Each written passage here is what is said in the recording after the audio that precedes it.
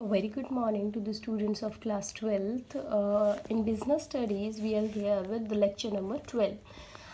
Today we are going to start our fifth unit, that is unit about organizing. So before we start our new unit, let me give you a quick review about what we have completed in our last lecture or last unit we say. In last unit we have completed about planning, the very first meaning and definitions of planning, then next features of planning, importance of planning, limitations, as well as process of planning. Also we have discussed the types of plans: objective, strategy, program, budget, policy, procedure, method and rule. These all we have discussed in detail. Still you have any kind of a query, students, please do let me know, and also leave a comment as well as your queries on my WhatsApp group. In our fifth unit, organizing, we have a few highlights of the topics. These are the very first, concept and meaning of organizing. The next is process of organizing. We are also going to discuss the importances of organizing. After completing all this, we are going to discuss the functional and divisional organization. These are the two organization जिसके हम advantages, meanings and disadvantages को discuss करेंगे. After completing this we are going to move for formal and informal organisation, meaning disadvantages as well as advantages. Also another thing जो हम करने वाले हैं, that is delegation and decentralisation. The meaning, definition, advantages, disadvantages as well as difference between the delegation and decentralisation. Today's topic is going to be organizing, meaning and definition. As we have already completed with our earlier unit, that is planning. In planning we have already decided what to do, how to do and how things are getting done, और objectives frame करना and all that.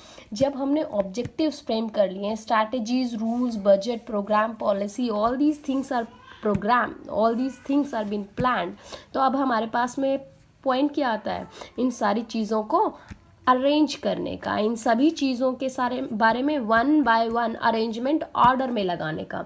सो यहाँ से आपका start होता है function organizing का.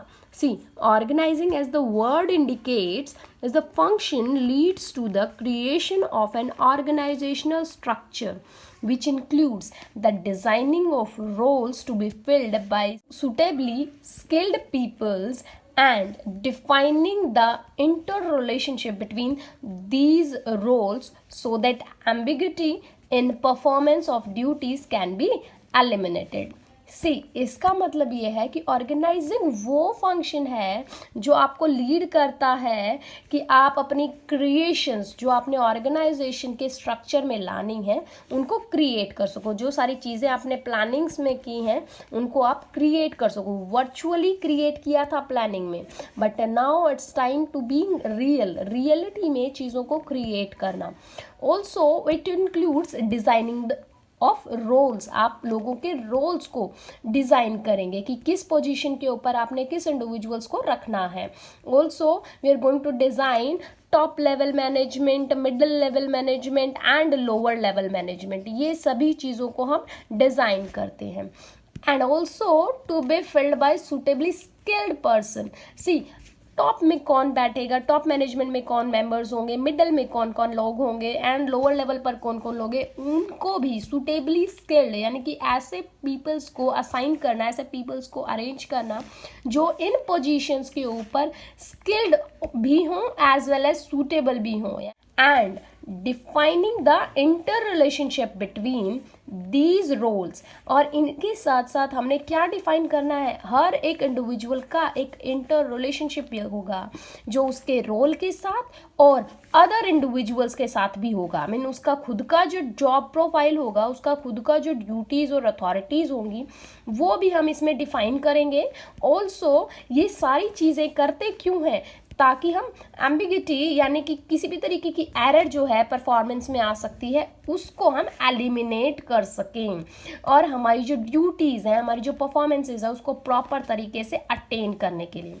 Organising का मतलब हुआ हर एक चीज़ को प्रॉपर ऑर्डर में अरेंज करना, चाहे वो पीपल्स हों, चाहे वो थिंग्स हो, सारी चीज़ों को प्रॉपर ऑर्डर में अरेंज करना, वही कहलाएगा आपका organising. The aim of organising is to enable people to work together for a common purpose. और ये जो कॉमन पर्पज है वो क्या है आपका, वो है आपके ऑब्जेक्टिव्स। ये स्टूडेंट्स, आपके ऑब्जेक्टिव्स जो हैं वो आपके कॉमन क्या है, गोल्स हैं, जिसके लिए सभी लोग क्या करते हैं, काम करते हैं। और सारे के सारे एक साथ वर्क टुगेदर, एक साथ आकर के सारे के सारे लोग जब काम करेंगे तब जा करके ही क्या होंगे, हमारी ऑर्गेनाइजेशन के ऑब्जेक्टिव्स अटेन हो सकेंगे। हमने हमारी प्लानिंग्स में ऑब्जेक्टिव डिसाइड किए थे। Now it's time, high time to organise everyone so that we can attain our plans. Organising में हम लोगों को उनकी इंडिविजुअल ड्यूटीज़ भी बताते हैं, साथ ही साथ उनको रिस्पॉन्सिबिलिटीज़ के साथ साथ अथॉरिटीज़ या पावर्स भी देते हैं, ताकि वो उस काम को एफिशिएंटली क्या कर सकें, कंप्लीट कर सकें।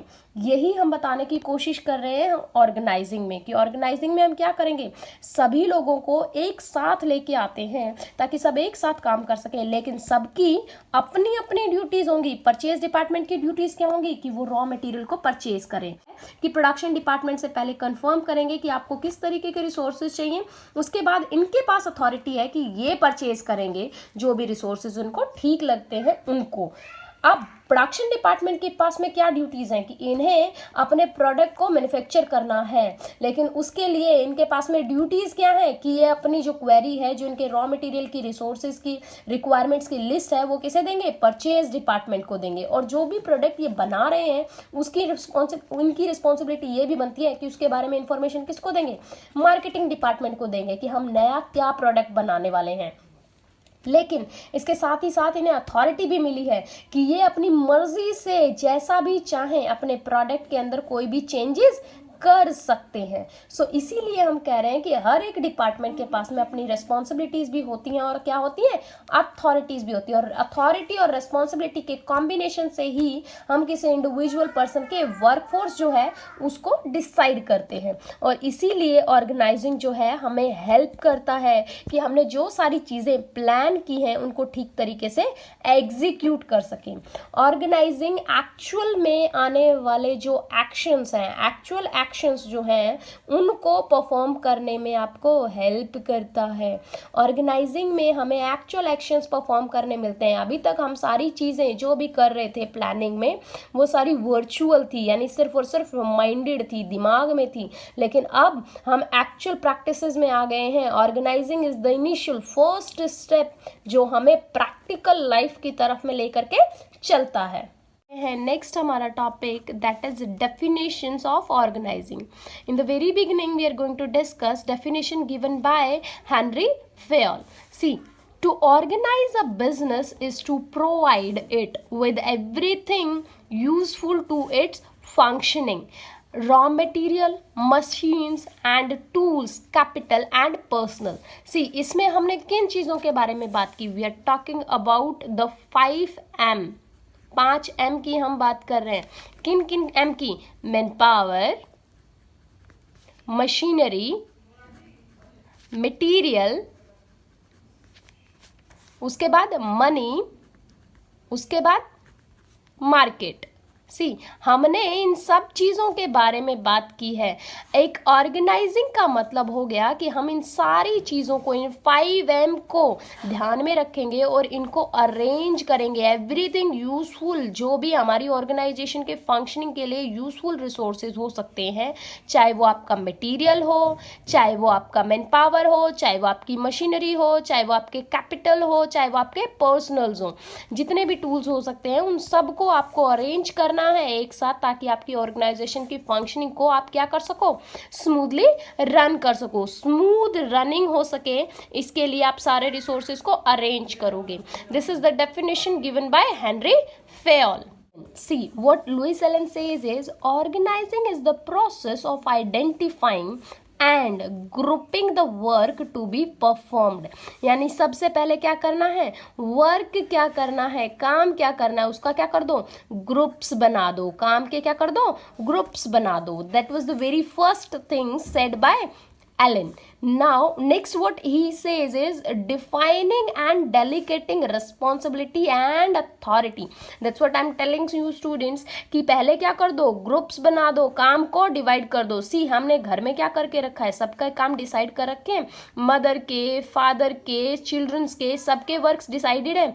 मदर घर का काम देखेगी, फादर बाहर का काम देखेंगे और बच्चों को क्या करना है, स्टडीज करना है. सी इस तरीके से हमने काम को क्या किया, ग्रुप्स में डिवाइड कर दिया. इससे क्या हुआ, काम बट गया, काम के सेपरेट सेपरेट छोटे छोटे, एक बड़े काम का जो जिसको कोई एक इंसान नहीं कर सकता था उसके छोटे छोटे छोटे छोटे टुकड़े हो गए और उन छोटे छोटे टुकड़ों को करने के लिए अलग अलग लोग हमने असाइन कर दिए. इससे क्या होगा, हमारा काम जो है इजीली टाइम पर कंप्लीट हो जाएगा. नेक्स्ट वेरी थिंग जो इन्होंने बोला that is defining and delegating responsibility and authority. Her individual को आपने जो छोटा छोटा छोटा छोटा काम दिया है ना, उसके साथ साथ उनको क्या दे दो, अथॉरिटी और रिस्पॉन्सिबिलिटी भी दे दो. जैसे मैं एक एग्जांपल आप लोगों के सामने बता रही हूँ. सपोज करो कि आपके स्कूल में एक फेट आप ऑर्गेनाइज कर रहे हो या एक प्रोग्राम आप ऑर्गेनाइज कर रहे हो. उस प्रोग्राम के लिए आपने अलग अलग इंडिविजुअल्स को रिस्पॉन्सिबिलिटीज दी, ABCDEFG, सबको आपने अलग अलग रिस्पॉन्सिबिलिटीज दे दी. अब रिस्पॉन्सिबिलिटीज क्या दिया आपने, ए को बोला कि ये वाटर टैंक्स देखेंगे, बी को बोला कि ये फूड एंड केटरिंग देखेंगे, सी को बोला डेकोरेशन देखोगे, डी को बोला कि स्टेज देखोगे, ई को बोला कि स्टेज के पीछे बैक स्टेज देखोगे, एफ को बोला कि म्यूजिक सिस्टम देखोगे, जी को बोला कि आप परफॉर्मेंसेज देखोगे कि सारी परफॉर्मेंसेज क्यू में है.